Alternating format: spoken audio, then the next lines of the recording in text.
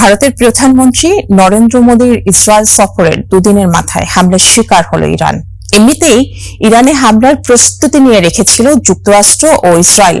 তার উপর ইসরায়েলের পাশে থাকার ঘোষণা দিয়ে দেশটির পার্লামেন্টে নরেন্দ্র মোদীর উৎসাহব্যঞ্জক ভাষণ ইসরায়েলকে ব্যাপকভাবে উৎসাহিত করেছে বলে মনে করা হচ্ছে। কারণ তেল বাণিজ্যের মধ্য দিয়ে ইরানের সাথে ভারতের অর্থনৈতিক ও রাজনৈতিক সম্পর্ক গড়ে উঠেছিল।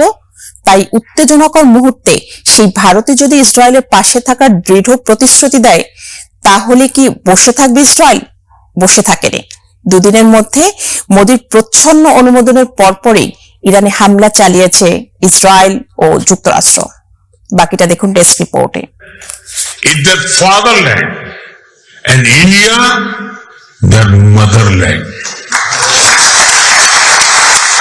ইসরায়েলের পার্লামেন্ট নেসেটে নরেন্দ্র মোদীর এই ভাষণ ইরানে হামলার মাত্র দুদিন আগে, যেখানে ভারতকে মাতৃভূমি ও ইসরায়েলকে পিতৃভূমি হিসেবে আখ্যা দিয়ে ইসরায়েলের পাশে থাকার প্রতিশ্রুতি দেন নরেন্দ্র মোদী। ভারতের প্রধানমন্ত্রীর এমন অনুমোদন ইরানে হামলার বিষয়ে ইসরায়েলকে ব্যাপকভাবে উৎসাহিত করেছে বলে মনে করা হচ্ছে।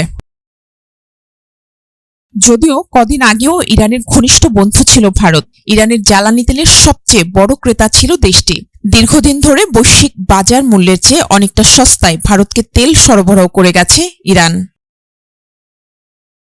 পরিসংখ্যান বলছে ভারত তার অপরিশোধিত জ্বালানি তেলের প্রায় ৮০% আমদানি করে, আর মোট আমদানির প্রায় ৪০% কম মূল্যে সরবরাহ করত ইরান। এ হিসেবে ভারতের জ্বালানি তেলের চাহিদা মিটিয়ে দেশটির অর্থনীতি শক্তিশালীকরণে ইরানের অবদান ছিল অগ্রগণ্য। মার্কিন চাপ ও ইসরায়েলের বন্ধুত্ব টিকিয়ে রাখতে সেই ইরানের পিঠে পেছন থেকে ছুরি চালিয়ে দিল কি ভারত? ইরানে হামলার ঠিক আগ মুহূর্তে ইসরায়েলের প্রতি নরেন্দ্র মোদীর এমন নুইয়ে পড়া অবস্থান তারই ইঙ্গিত দেয় বলে মনে করছেন বিশ্লেষকরা।